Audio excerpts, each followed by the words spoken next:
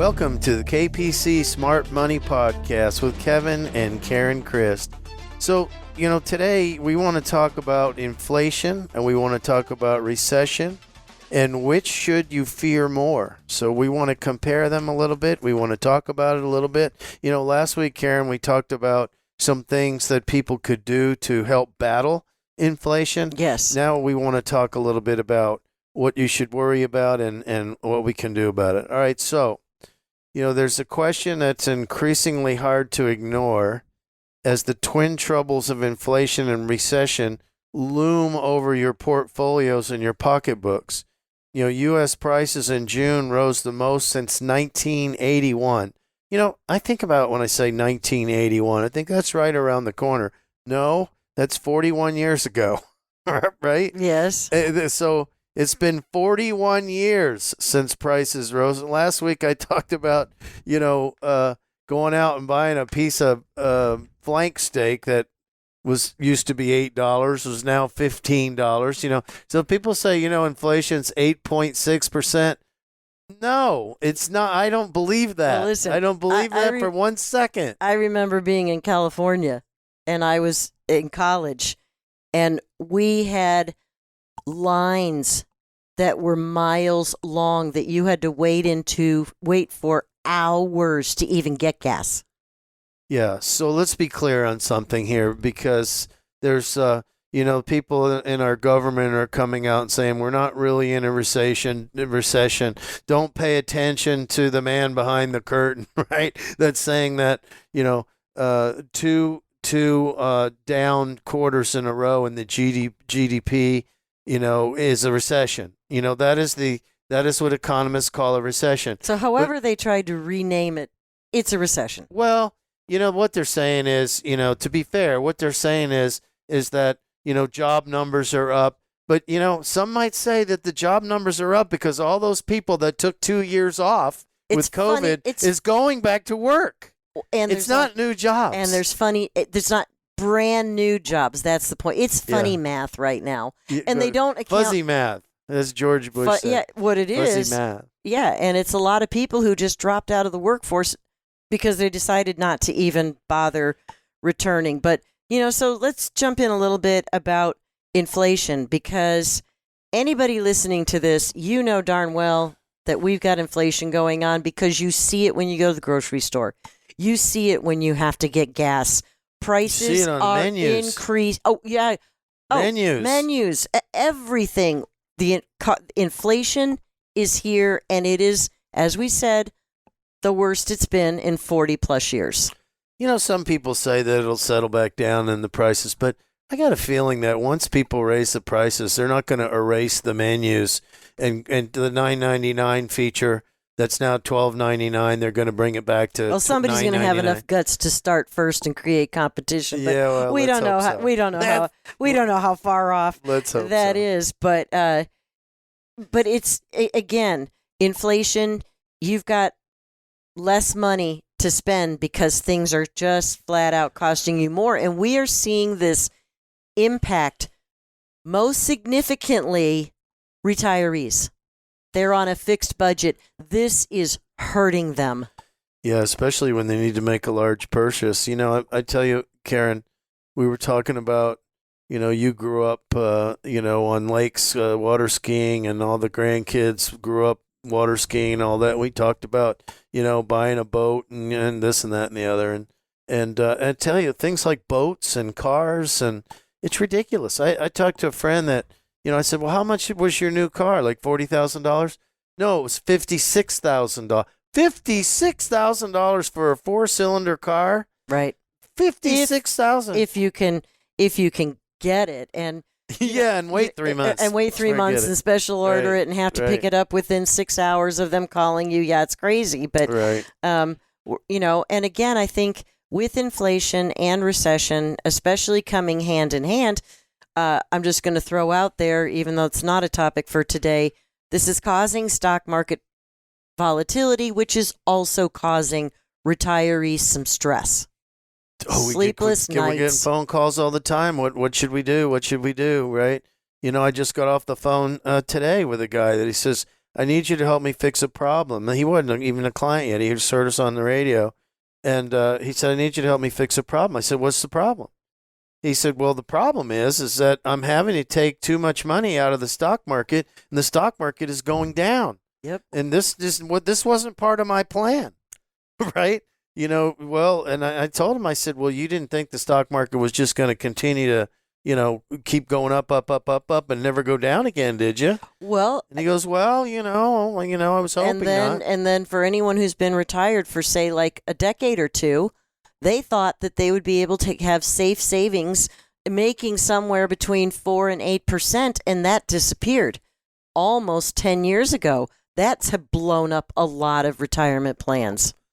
Yeah, so inflation you can feel right now, right? But it's important to prepare for recessions too, Karen. Part of the financial planning involves minimizing the agony and fretting over the possible eventuality of recession. Well, guess what? We're in one.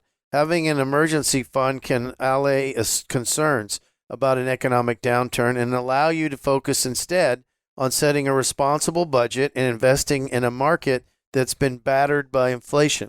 Mm-hmm. Right? So, investing in this environment is difficult given that we're likely to be in the eye of the inflation storm, right? And what we've been doing a lot for clients is we've been recommending buying some, energy type stocks and financial companies and some real estate investment trusts, not the kind that you're locked in for 6 years, the kind that you can trade in and out of. We like the tradable REITs. Right. Okay, so and we also and last week we talked about I'm a big fan of high yield savings accounts. Get in them, find them. My favorites are Basque Bank, Bread Financial, Synchrony Bank, Capital One, I think, has one. But the other thing is, and unfortunately, you can only buy 10,000. But we see a lot of people buying iSavings bonds, U.S. Series iSavings bond. Right now, the annual interest rate on those is 9.62%. But you can only buy 10,000 a year. Yeah, you know what? And it's a long-term deal. And a couple can buy 10,000. Yes, so, correct. Listen, if you got an extra 20,000 sitting around above and beyond your emergency bucket, right? We like to think in terms of buckets, right? Emergency cash bucket, your risk bucket, your safety money bucket. If you got an extra 20% in your emergency bucket or your safety bucket, these I-bonds are a good thing to do. And you don't buy them from an advisor. You go to treasury.gov. Right. You have to get them directly to treasury.gov. Yes, Okay, let's talk about recession planning a little bit. Well, recession, the biggest concern with a recession is the fact that people will get concerned, they'll get fearful, and they're going to stop spending. And people have already begun that hunkered down mentality, which then again begins to feed a recession. Because again, remember, recession, that is a reduction in GDP, gross domestic product. So when people get afraid, they stop buying, and that actually feeds recession. Yeah, but when it comes to investing, inflation is not something that the investor can do anything about. So you should be thinking about inflation when it comes to, the things we talked about last week, like looking for, the high yield savings accounts and doing some other things to save money. But that should not come into your investing planning. So inflation varies significantly from consumer to consumer. The basket of goods used to calculate inflation is based on an average, and not every consumer buys the same items. The data cited each month is also backwards looking, right? So, as I mentioned before, inflation, is here to stay. It's something that you have to try to control in other ways. But when it comes to investing, it's got nothing to do with it. A recession is the biggest concern. If you get people concerned enough, they're going to stop spending, and we've already seen that. Yep. That's happening. So they're going to get into hunker down mode. And the other thing is, companies will start laying off. And so you do want to make sure that you've got that emergency money set aside We hope that none of you lose your job, but you want to have the ability to survive and find a new position if that happens. So, really, Kevin, sometimes people are asked, which is worse, inflation or recession? And honestly, unfortunately, we have the worst case scenario because we've got both now. And we haven't seen this environment since the 70s.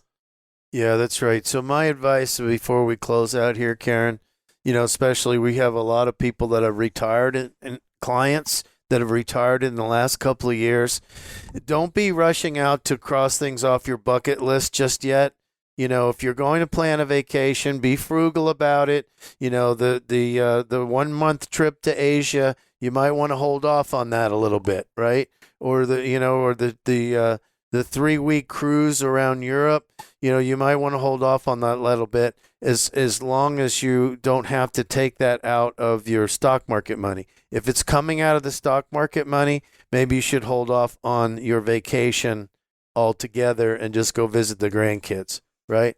So, Karen, we're officially out of time. I mean, people just going to have to, hunker down a little bit and watch their spending. Control your spending. Don't freak out in your investments.